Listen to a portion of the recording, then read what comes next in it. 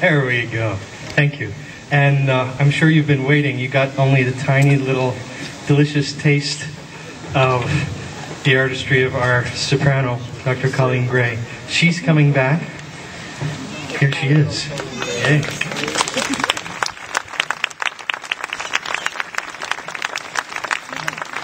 She'll sing with us a traditional Scottish song, Annie Laurie.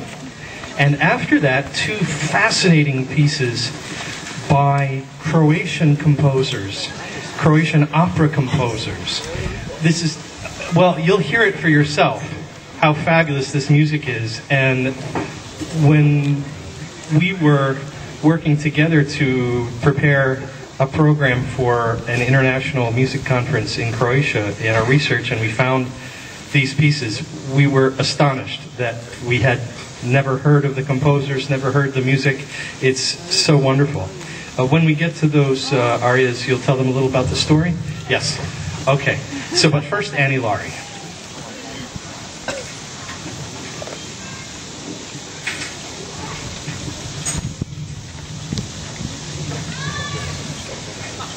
Thank you.